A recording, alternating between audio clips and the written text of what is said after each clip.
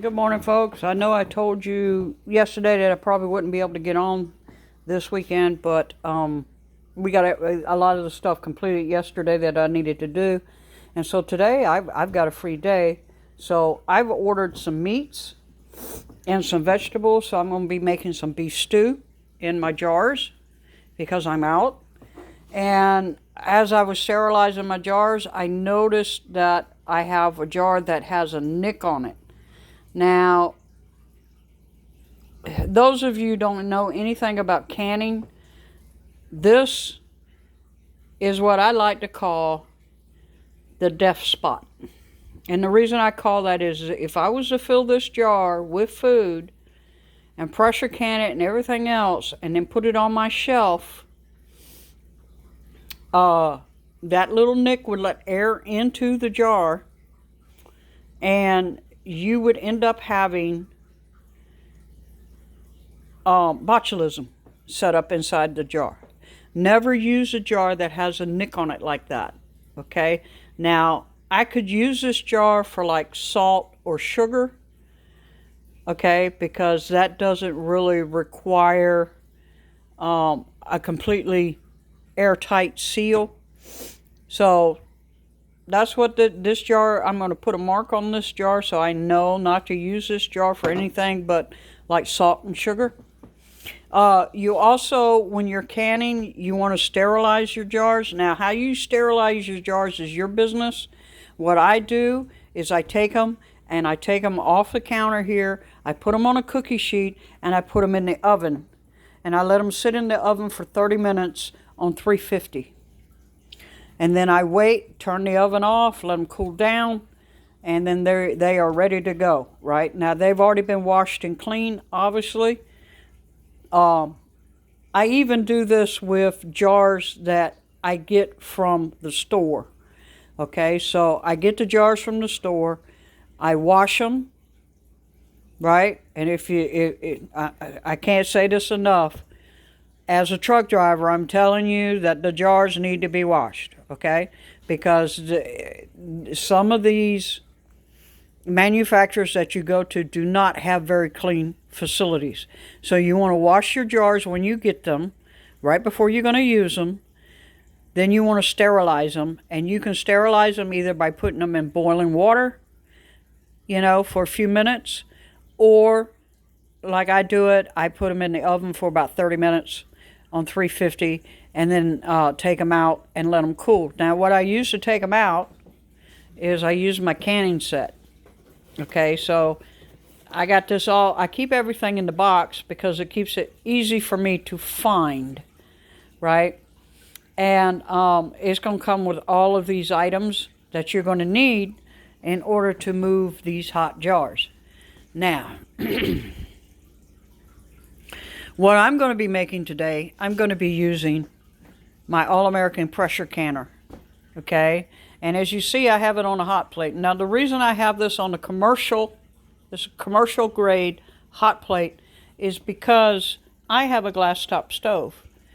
And from the weight of the canner, it will crack this glass top stove. Now, I know that with this stove. There are other stoves that are made to take that weight and have a constant temperature, even though they're glass top, have a constant temperature on the burner. Mine does not do that. Mine heats up, cools down. Heats up, cools down. So my burners turn on and off to maintain the temperature. That is not good for canning. You want a steady temperature. So that's why I bought this commercial hot plate. And I also have my dehydrator set up because I have eggs and some frozen vegetables that are coming in today, and I'm going to dehydrate all that. And I'm going to take the eggs, once they're dehydrated, I'm going to ground them down into powder, and I'm going to put them in jars. Okay? Again, I'm going to sterilize those jars, and I'm going to heat the lids up in my little bit of water here for about 10-15 minutes, get it to a low boil, keep it simmering, and I'll heat my lids up that way. Um, if you're brand new to canning, I highly recommend that you go look at Rose Red Homestead. She has an entire series on teaching you how to can. I'm not good at teaching people how to do things, okay? I read a book. That's how I taught myself. I read a book. All right? I got the ball canning book. I got the canning book, canning for dummies book. I read the books before I ever bought my canner. Okay? Now this is an all-American canner. This is a 921. Now what I like about this canner is it's all aluminum and it doesn't have the rubber seal. So the rubber seal will, you don't have to worry about that ever cracking and deteriorating on you. So I like this one, and it has a weight that comes with it that I can adjust the weight per my sea level wherever I'm at. I like that too. Okay.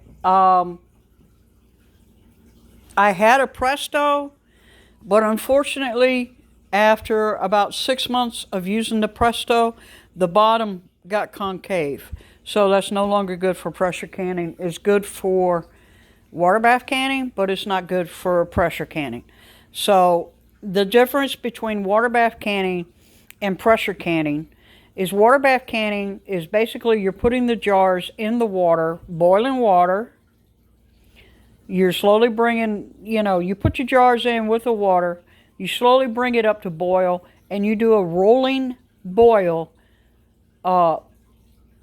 over top of the jars with the water. So you have to keep the water rolling at a rolling boil, about a ½ inch to an inch of water above the jars. That's called water bath canning. This is different. This is pressure canning. So what happens with pressure canning is you put your jars in, you put your water in, and I would highly recommend that when you get a pressure canner, that every time you put your jars in and your water in, you put a tablespoon of cream of tartar powder. Okay?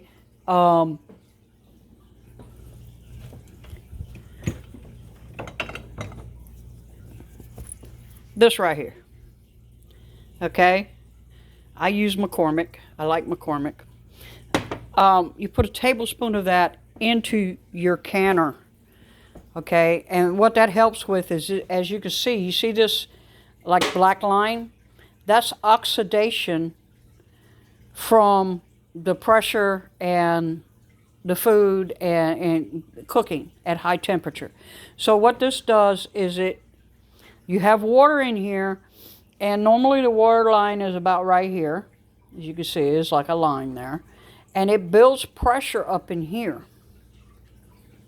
And you have to keep that pressure maintained for however long it requires in your canning manual, which typically it's going to be 90 minutes for quarts. Typically. 60 minutes for pints. Okay? I normally go 90 minutes even with the pints. I mean, it's not going to hurt the food. It's just going to cook it a little bit more. It's not going to hurt it if you do that. Okay? I'm old. I can't remember everything, so I just 90 minutes with everything, right? It just makes it simple for me.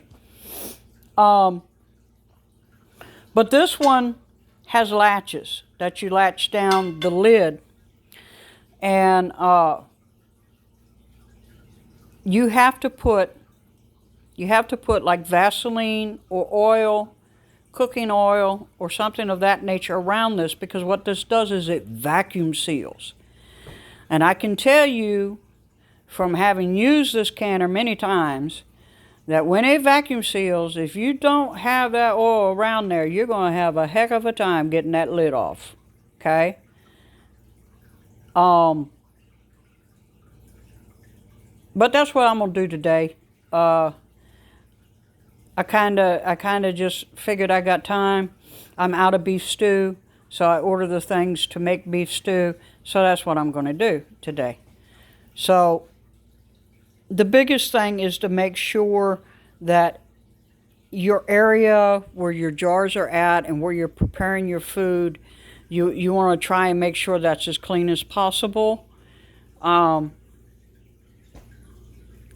kick the dog out while I'm canning and putting things in the jars because I don't want to take a chance of getting a single dog hair or anything like that in my jar that might cause bacteria to set up in the jar. This is all, you got to be safe about this. Now, I use the Ball canning books. I'm not a rebel canner. I go by the Ball recipes. That's what I use. I've never had an issue. Okay? I highly recommend if you're new to canning that's what you use. Okay? It just works really well for me, and I think it would work really well for you. So that's what we're doing today.